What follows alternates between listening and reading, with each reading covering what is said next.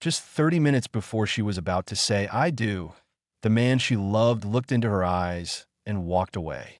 Not because he stopped loving her, but because the world had just told her she would never walk again in the silent chapel garden. Between fallen rose petals and quiet tears, a little girl whispered, "You look like a princess." In that moment, three hearts shifted, and the most painful day of her life quietly became the beginning of something beautiful. Nia sat perfectly still in the middle of the chapel garden, her white dress spilling around the wheels of her chair like a pool of fallen light. The lace that had once symbolized new beginnings now felt heavy against her skin, clinging to a future that no longer belonged to her. Around her, rose petals lay scattered on the ground, crushed, forgotten, like the promises they were meant to celebrate. From inside the building, faint echoes of voices and music drifted through the open doors. Guests were still there. The decorations were still perfect. The cake was still waiting to be cut. But the groom, he was gone. Just 30 minutes earlier, he had stood in front of her, hands trembling, eyes unable to meet hers. The words he spoke were soft, almost whisper-like, but they shattered her with a force no scream ever could. "I can't do this, Nia. You'll never walk again. This isn't what I signed up for." No dramatic scene, no tears from him, just a quiet, cruel truth that left her sitting there, helpless, humiliated, abandoned. Her hands gripped the fabric of her gown, knuckles pale. She remembered learning how to walk in these very heels, practicing for this day. Now, her legs rested useless beneath layers of satin and tulle, a cruel reminder of the accident that had taken everything from her, including the man who swore he would stay. The laughter from inside felt like knives against her ears. Every ticking second stretched out, filled only with the sound of her broken breathing. She lowered her head, her tears falling silently onto the petals below. This was supposed to be the happiest day of her life. Instead, it was the day love walked away and left her behind. Caleb hadn't planned on stopping at the chapel. He'd only pulled over because Luna had said she felt tired, her small voice barely rising above the gentle hum of the car. The morning had already been long. Another doctor's appointment, another change in medication, another reminder that her world was fragile in ways most people never had to consider. He guided her inside for some shade and a quiet place to rest, thinking the peaceful grounds of the chapel would be empty on a weekday afternoon. But they weren't. That a faint sound carried through the air as he walked past the rows of flowers. At first he thought it was the rustling leaves, or maybe the distant music drifting from inside the building. Then he realized it was something else, crying. Not loud, not dramatic, just the soft, broken kind of sound someone makes when they no longer have the strength to be heard. That he stopped. Every part of him knew he should turn around. Walk away. It wasn't his place. People's pain was none of his business. He had enough of his own to carry. And yet, his feet moved anyway. He followed the sound of the garden behind the chapel, where sunlight filtered through old oak trees and rose bushes bowed under the weight of wilting petals. That's when he saw her, Nia. She sat alone in a wheelchair, her wedding dress flowing around her like a dream trapped in time. Her veil had slipped halfway down her dark hair. Petals were scattered around her, tangled in the fabric, clinging as though they didn't know the celebration had ended before it began. Her shoulders trembled. Her face, streaked with tears, held a look he recognized immediately. Not just sadness, but rejection. The kind that reaches into your chest and convinces your heart it is no longer worth choosing. Caleb's throat tightened. For a long moment, he just stood there, torn between comfort and cowardice.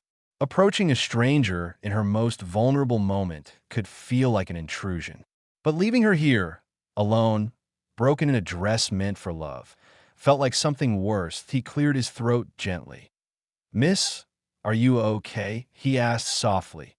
Nia flinched, as if the sound of his voice reminded her the world still existed. She turned slowly, surprise flickering through her tears when she saw him, and the little girl holding his hand. "Oh, I'm sorry," she murmured, wiping her cheeks. "You shouldn't see this. I wasn't meant to be here anymore." Her voice cracked on the last word. Caleb crouched slightly, closer to her eye level without invading her space. You don't have to apologize for being human, he replied quietly. And you don't have to be alone, either. Not right now. Luna peeked out from behind his leg, her big eyes fixed on the dress.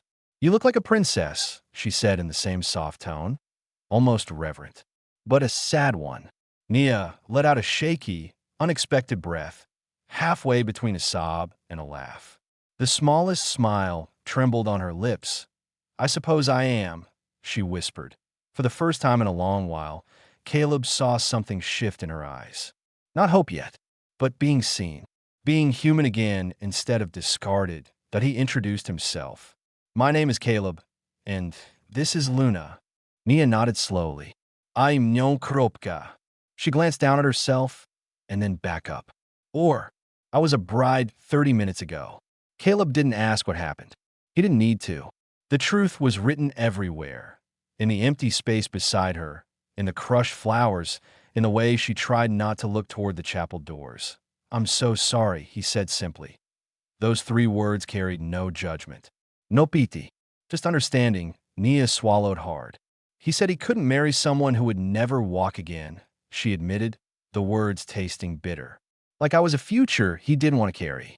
A silence settled between them, but it wasn't sharp. It was the kind of quiet that gently held grief instead of cutting it open. Caleb looked at Luna's hand in his, at the small scars on her wrist from hospital needles, at the tiny tremor that sometimes ran through her when she grew overwhelmed. My wife left when Luna was 3, he said slowly. The first time she had a seizure, my wife packed her bags by morning. Said this wasn't the life she imagined. He forced a tight smile. Guess broken plans are a shared language around here. Nia met his gaze, and this time, her eyes softened, not with romance, not with expectation, but with recognition that he wasn't here to save her. He was here because he knew what it felt like to be abandoned when you needed someone the most. And somehow, that knowledge built a quiet bridge between them. The garden was still scattered with petals. The music inside still played for a wedding that would never happen. But in between the rejection and the silence, something new flickered to life. Not love yet, but understanding and an unfamiliar warmth that whispered, "You are not as alone as you thought." For a long moment after the introductions, no one spoke. The garden breathed around them, birdsong floating through the trees, petals rustling when the breeze passed, the faint echo of wedding music still drifting from somewhere inside the chapel. It all felt distant now, like another world continuing without her. Nia kept expecting the familiar knot of shame to tighten in her chest again. The kind that always appeared when strangers noticed her chair, her helplessness, her before and after. But as she looked at the small girl, standing only a few steps away from her, there was no pity in Luna's eyes. Only curiosity, only honesty, only the simple truth of a child seeing another human being. You really do look like a princess, Luna repeated, stepping closer. She reached out carefully and touched the soft layers of Nia's skirt, her fingers brushing over the lace. Is this a magic dress?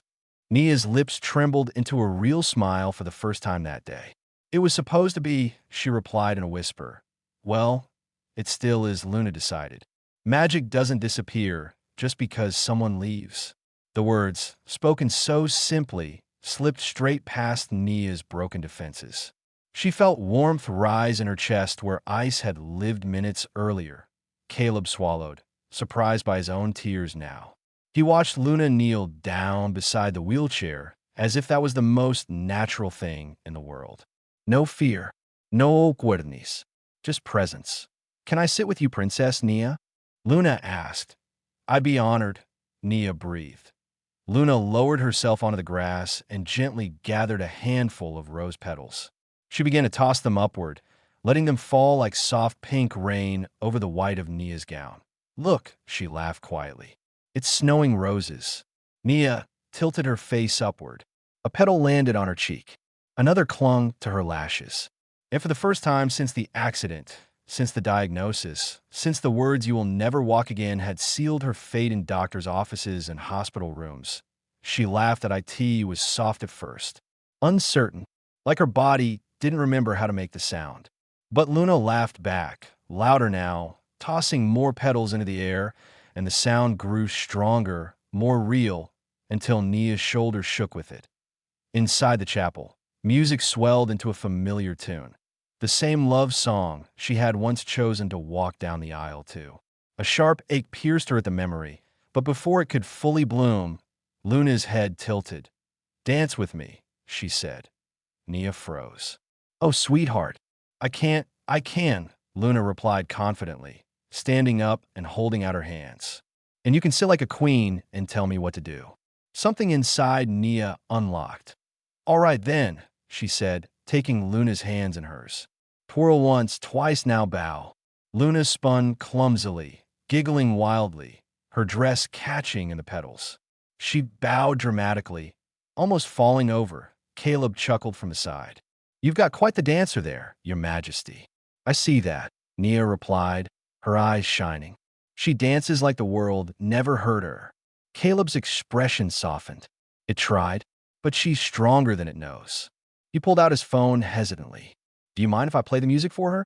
She loves to feel it, especially when it's gentle." Nia nodded. "Go ahead."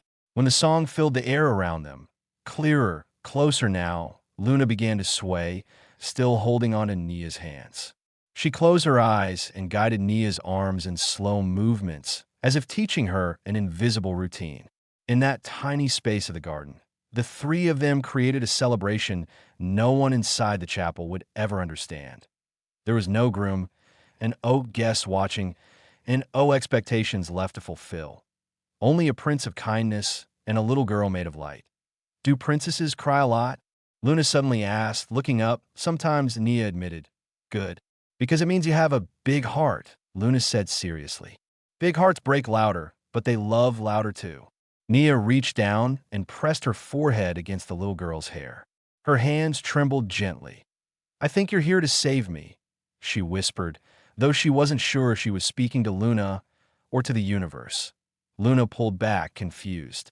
"Oh, I'm not saving you," she replied. "I'm just keeping you company until you remember that you're still magic."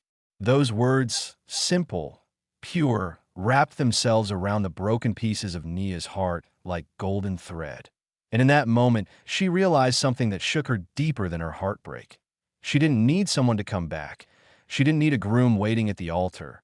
She didn't even need her old life returned to her. What she needed was to be seen, to be chosen in her brokenness, to be held in kindness instead of abandoned in fear. Caleb stepped closer now, his eyes filled with something. Cautious yet undeniable. Not romance yet, just understanding wrapped in respect. "You don't look abandoned anymore," he said quietly. Nia glanced at him, really looked at him this time. She saw the tired lines of worry on his face, the scar on his knuckle, the quiet strength in his posture. She saw a man carved by life, but still gentle enough to raise a child like Luna. "And you don't look like a stranger anymore either," she replied. A warm silence settled over them again. But this time, it didn't ache. This time, it healed. The garden that had held her humiliation an hour ago now held her laughter. The dress that had become a symbol of rejection now felt lighter, almost sacred again. And beside her, a little girl sat resting her head on Nia's arm, humming along to the music as if this broken day had always been meant to become a different kind of celebration. Not a wedding, but a beginning. And for the first time since the world had taken her ability to walk, Nia finally felt like she was moving forward again. The days that followed the broken wedding passed in a strange, fragile quiet. Nia expected the world to feel louder with its cruelty, heavier with its reminders. She had prepared herself for the pitying glances, the whispered gossip that would inevitably follow a bride abandoned before the vows. She imagined her phone filling with awkward messages, people not quite knowing what to say, or worse, saying nothing at all. But instead, something softer entered the space where her heartbreak had been at a simple text. "Caleb, 7:42 p.m. I hope you got home safe today. Just wanted to check on you. You don't have to reply if you don't feel like it." Nia stared at the message for a long while. She read it again, then again. There was no pressure in it, no questions about what happened, no forced positivity, just concern. Concern felt unfamiliar, almost undeserved, but her fingers moved anyway. Nia, thank you. I'm home. Just tired. I think I'd a few minutes passed before her phone lit up again. Caleb. That makes sense. Today held more than a heart should ever have to carry. Get some rest. Princess. Princess. She smiled at the name, warmth blooming quietly in her chest. The next morning, there was another message that a photo this time to IT was a drawing. Messy but colorful, filled with swirling pinks, bright yellows, and something that looked like a crown hovering over a stick figure in a giant white dress. Below it, in crooked letters, for Princess Nia. You are still magic. Luna Nia's breath caught. She pressed her hand lightly over her heart, as if trying to keep it from breaking open all over again. But this time, the ache felt different. This time, it was stitched with sweetness. Nia, please tell Luna this made my whole day. I'm going to hang it near my bed.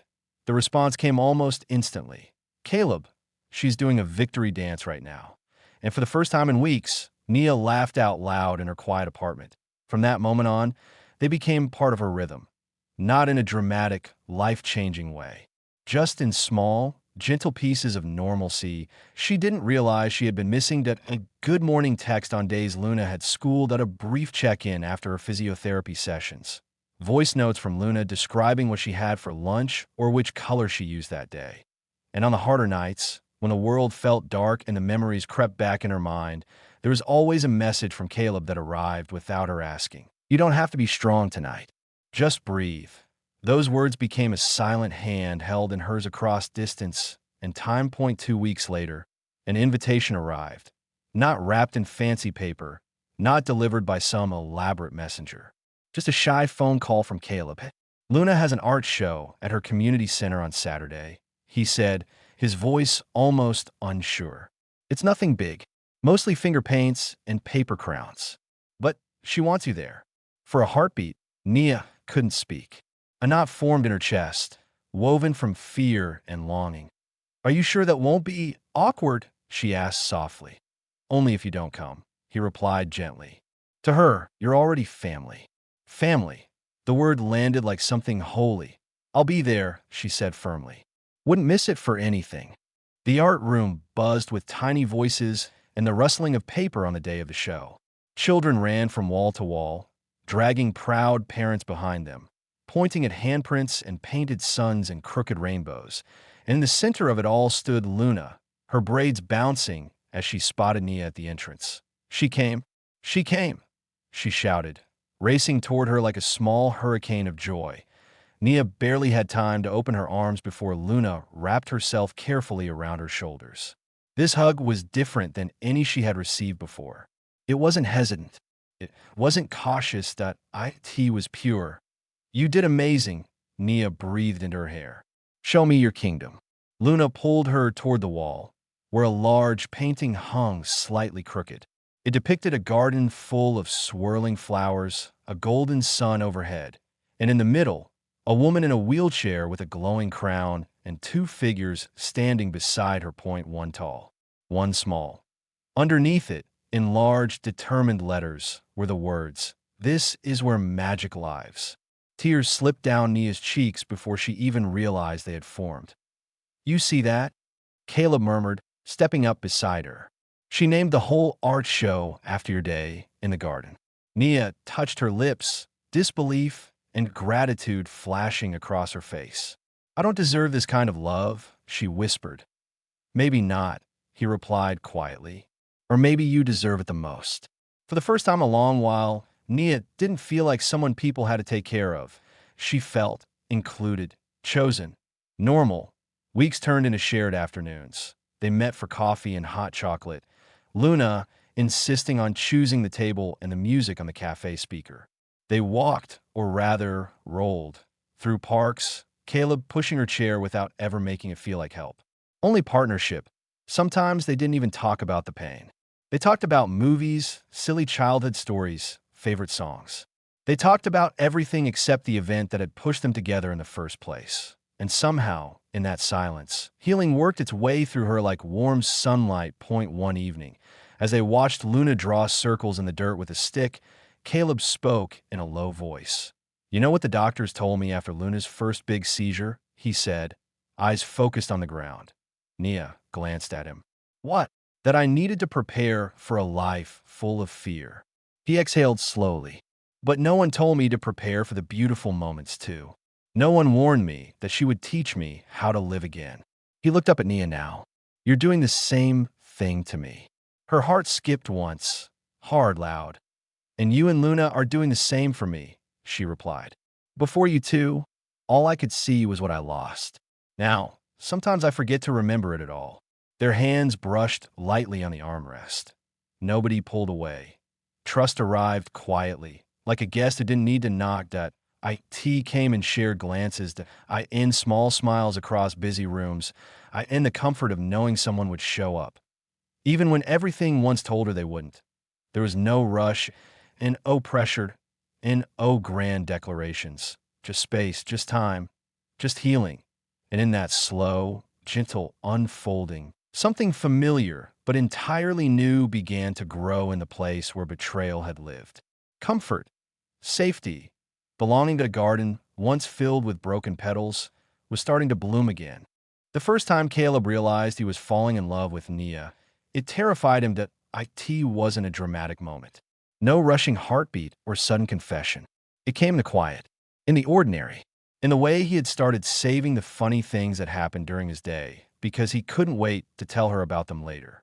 In the way he noticed which songs made her close her eyes, which color she liked best, how she tilted her head when she was listening instead of watching. That he saw it in the way Luna trusted her without question. The way she called for Nia when she was scared instead of daddy. The way she sat beside Nia like she had always belonged there. Love didn't crash into him, thought IT settled in, and it refused to leave point one evening. As the sun melted into soft shades of gold behind the trees, they sat in the same park where silence had once been their language. Luna was a few steps away, collecting tiny white flowers and placing them carefully in a row. Nia watched her, smiling. She's grown so much, Nia whispered. So have you, Caleb replied. She turned to him, surprised. I don't feel very changed. You laugh now, he said. That's a pretty big transformation. Nia's smile faded into something deeper, more honest. Because of you and her. He hesitated, heart pounding harder than it had in a long time. No, he said quietly, because you chose to live through it instead of disappearing inside the pain. Silence stretched between them, but it was a familiar one. Safe, warm. Then he spoke again, his voice barely louder than the rustling leaves. I didn't mean to fall in love with you, Nia. I tried not to. I told myself friendship was safer for both of us. But every day you walked into my life, even though you don't walk at all, and you changed it. Her breath caught.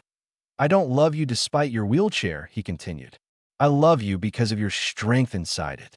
I love your heart, your fire, your kindness. And I think I'm in love with you. Completely. Tears shimmered in her eyes as she looked at him. You don't have to say it back, he rushed softly. I just couldn't keep it inside anymore. But Nia reached out, placing her hand gently over his. Caleb, you didn't fall in love alone. His gaze lifted. I've loved you in 1,000 quiet ways, she whispered. In every message, every smile, every time you chose to stand beside me instead of run away. I just didn't know if I was allowed to believe in love again. He squeezed her hand. You are, and I'm not going anywhere. For the first time, love didn't feel like a risk. IT felt like home. 1 year later, sunlight poured through the same chapel garden where her heart had once shattered into pieces. This time, the rose petals were fresh, scattered in joyful celebration rather than quiet grief. Nia rolled forward slowly, her fingers grazing the wheels she had once hated. Now, they felt like wings. At the center of the garden stood Caleb, nervous, smiling, holding a small velvet box in his hands. Beside him stood Luna, dressed in a pale yellow dress, holding a sign written in bright, careful letters. Will you be my bonus mom? Nia's hands flew to her face as laughter and tears rushed out of her all at once. Luna, she breathed. The little girl beamed. I already chose you. Now Daddy has to make it official.